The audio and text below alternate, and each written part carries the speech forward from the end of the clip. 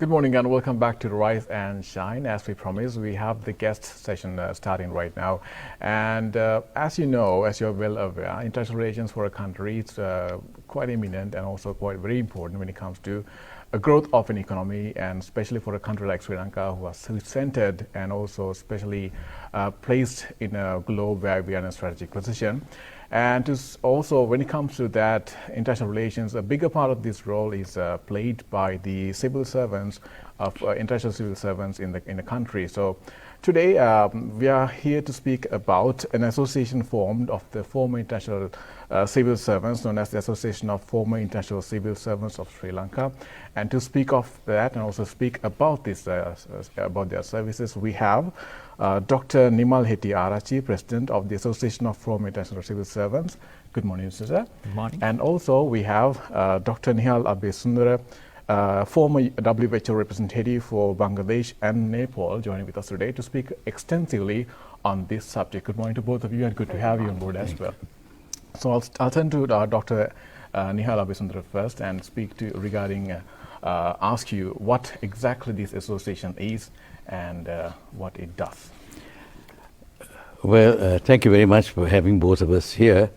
Well, the Association of Former International Civil Servants was formed somewhere around 92, 93.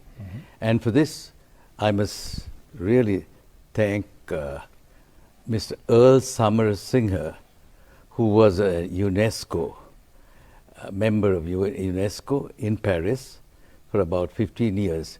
And he had this idea when he came back that he should get all the retired people, professionals, to join this association. And this association was formed. Now, AFICS, Sri Lanka, is part of a huge movement of retired people. And the headquarters is in Geneva, very close to the UNDP headquarters. And it has now about, Nimal, about 37, 38? 66 now. Countries. When I joined, it was about 37, 38. And they all we have to pay our dues in dollars to the association. And Nimal will talk about it in the future. Now, the Association of Former International Civil Servants was formed. Now, I must give you an idea, and I don't know whether people realize the tremendous impact some of our members did. May I just talk about our first president, who was there for 8 years, Dr. Gamini Korea. Now, Gamini was the Secretary General of UNCTAD. And not only was he the Secretary General, he was extended for 3 continuous periods, and he was there for about 10 years. Now, Gamini was successful in pushing for a new economic order for the emerging developing countries, especially Asia. And he propounded this North-South dialogue, which is that which came into being. And naturally, we were the former colonies of the developed countries, and it was found that most of our resources, even after we got our independence, was going back to these developed countries. So Gamini stepped in, and what he did was he developed a North-South dialogue. And he said, hey, look, you can't do this. And what I will say is there should be a North-South dialogue, and there must be a to and fro movement.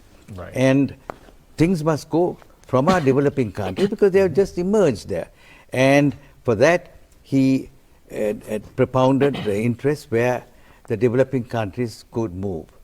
Then I must talk about another magnificent man, and that is, he died about 3 or 4 years ago, Justice Christopher Veeramantri. Okay.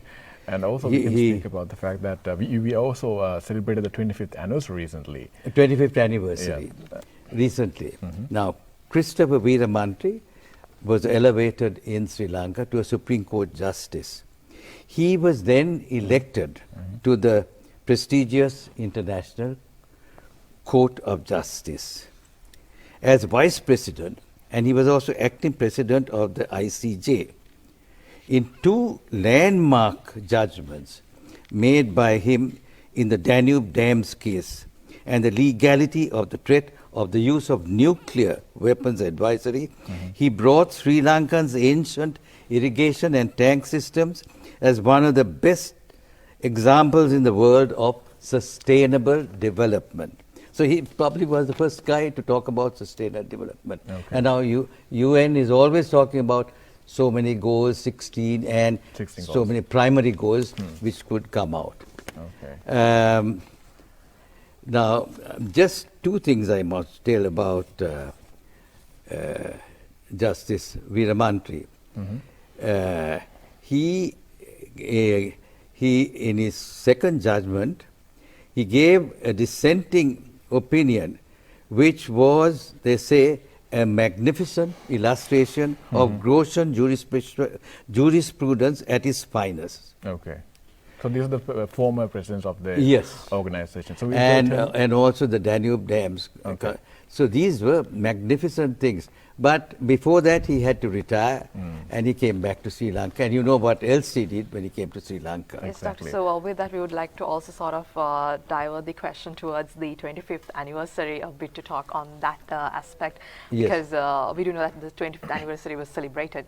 Was So, celebrated, yes. Dr. Nimal, if you could just explain as to what was this anniversary all about, and the reason behind AFICS association with this anniversary. Thank you, and I think it's a good opportunity for us to at least give some kind of introduction to our Sri Lankans, because many of them do not know when you say AFICS. Yes. Yes. AFICS stands for Association of Former International Civil Servants, but that is a very important thing that we need to use, because the retired international civil servants have accumulated knowledge, and we were really trying to find out how we could get together to bring our country up using the experience, that very rich experience that our Sri Lankans have really achieved by working in different countries.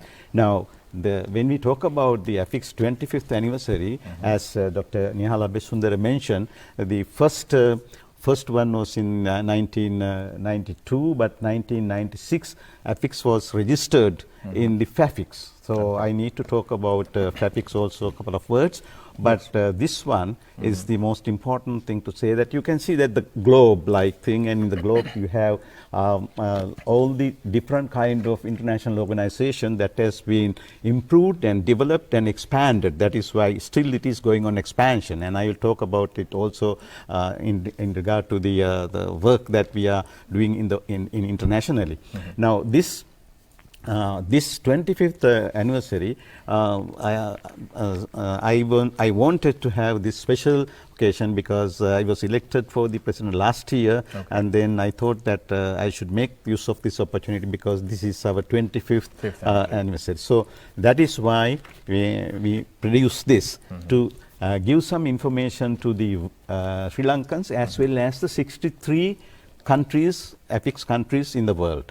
Now, for this reason, we wanted to have some kind of a mixture of articles in this book, not only technical, but also the other, the very useful things, that is really the experience in Sri Lanka. Now, of course, you can see that the world famous malaria experts from our country, Emeritus Professor Kamini Mendis, and she has written a good article, and at the same time a lot of other people who had worked there have given their inputs to this magazine, and it is a very important magazine for other countries to also use. Now, 25th anniversary, before the 25th anniversary, there's a very other important thing happened. That is, in the UN system there are different milestones in the improvement.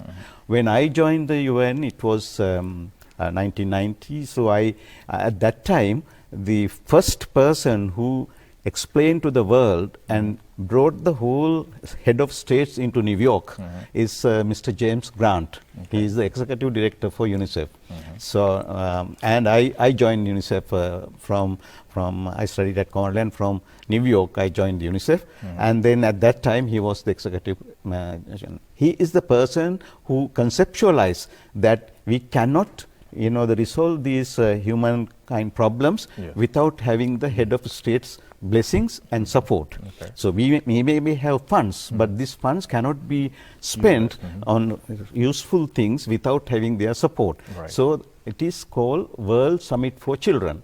Okay. In 1990. Now, World Summits for Children started first with the health issues, immunizations, because infant mortality is the major thing that in the world, a lot of children are dying, under 5 mortality. So this is what UNICEF was working for children, and this is what our major thing to do. So he started this World Summit, and 192 countries, head of countries, brought into New York, and then he said that he got a commitment.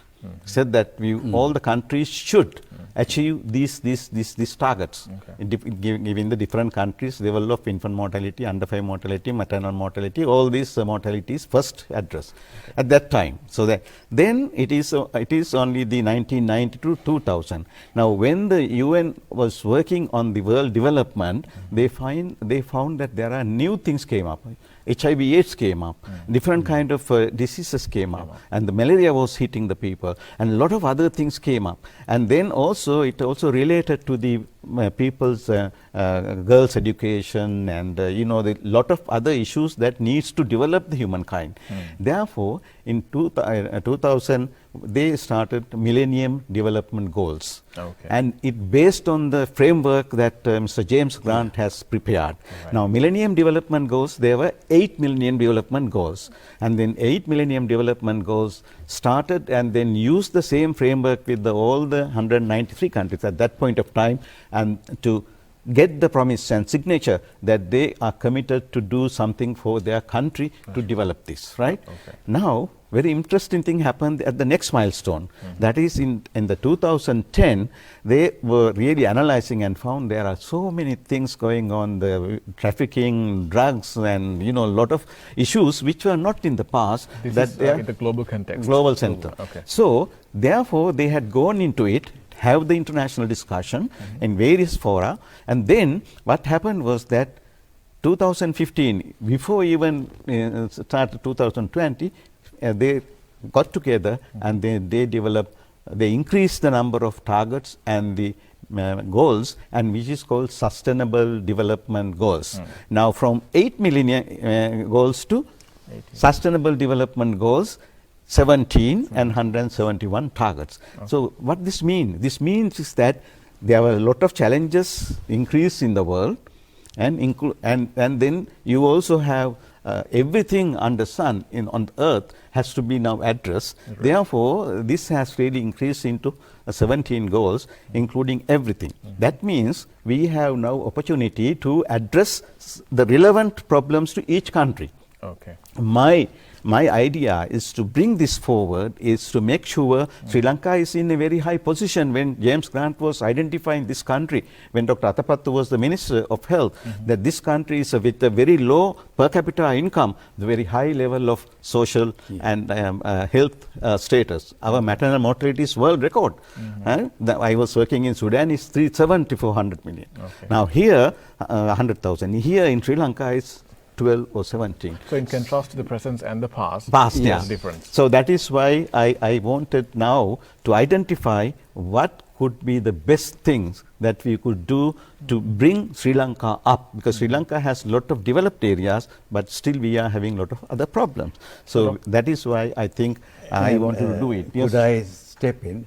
Now, he has addressed most of it, so there's very little for me to say. But talking about Sri Lanka, which, as you know, what is our GDP? But then I must talk because I'm a community health physician. Now everyone, all of you will talk about the magnificent things that have been done by our surgeons and our pediatricians and all that. But do you think any of those things could have been done if not for the public health personnel who from about 140 years ago, brought this thing down. Okay. And all our vital statistical health parameters have been, as he mentioned, have been reduced with a GDP. And people are amazed at this. And it was done by the so-called public health personnel. And in the old days, had a derogatory remark made about us. We were known as Kanu Dostara. But the Kanu Dostaras did the job, not those specialists. Okay. And I must tell you, that is something that is very important. And that is why we are right up with the developed countries in this. Yeah. And Yeah.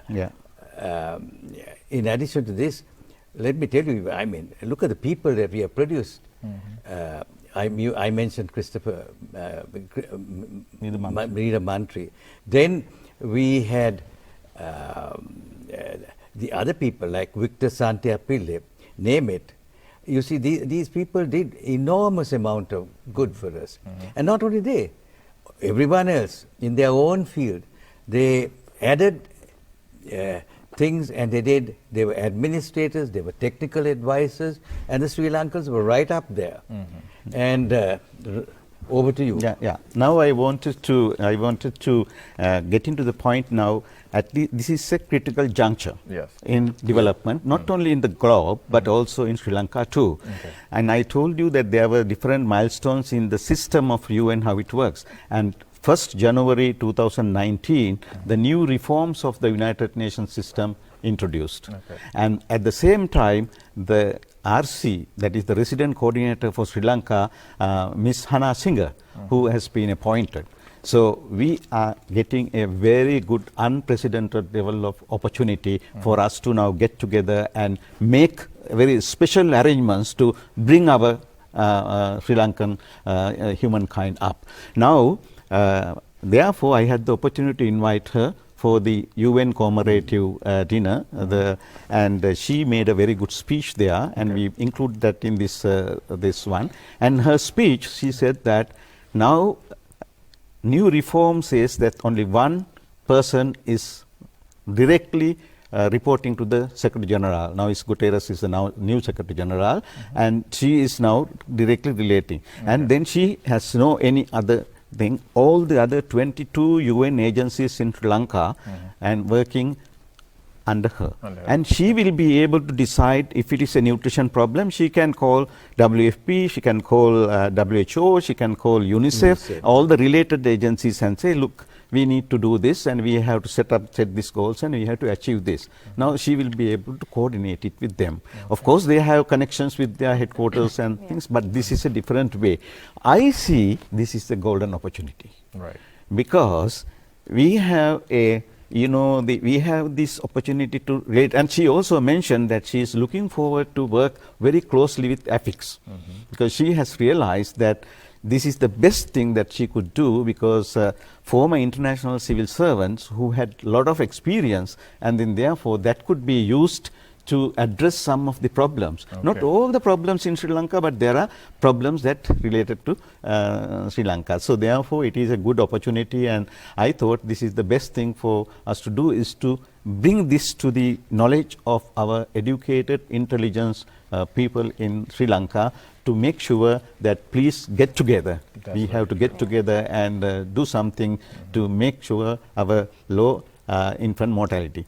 Maybe one point I just want to say, we were very fortunate to join the United Nations. I joined after I was lecturing at Cornell, and after that time from New York. But very few people still joining the United Nations. So Sri Lanka is a country that we have a lot of high intelligent quotients, because our children were fed with best milk. And I have a comparative study I have done in African countries, and I found that the Sri Lankan intelligence quotient is very high, and then they could do, as Dr. Nihal Abesundara mentioned about our prominent, the people who had done work because of that reason. Now, I think it's better we should find out how we should promote our children, how we should promote our young people, how we should tell them what is the importance of the international relations, and how we should join hand with the other international community to bring all these things to our country. For sure, Doctor, and this was definitely indeed a very interesting topic to discuss, and but unfortunately time is catching up, so we will have to wind our segment today. But yes, just like Dr. Nimal and Dr. Nihal did mention, it's a very golden opportunity, of course, and you know, you could sort of you know, come up in future and, you know, definitely join the AFICS, you know, for the betterment of your future. And thank you very much, Dr. Nihal Abesundar and Dr. Nimal Hettiarachchi, for joining us today. And Not at all. Thank you. Thank you. Both very yes, much. thank you very much. And yes, it's time for us to wind up our Thursday session, Rise and Shine. Yes. Yes, Time to goodbye. yes, hope you enjoy just like we did presenting the show to you. Till our team meets again tomorrow at the very same time. It's a bye-bye from both of us. Have a good day. I'm a little bit right on time, and I know that you don't operate the same. Are you feeling alright? Cause I really can't tell sometimes. I wanna know what's going on inside your brain. Just come a little bit closer, cause I don't know if I know you yet. Yeah, there seems to be something new every day. Why do I really wanna hold you? Why do I want you so bad? Yeah, you're beautiful, but something's in my way.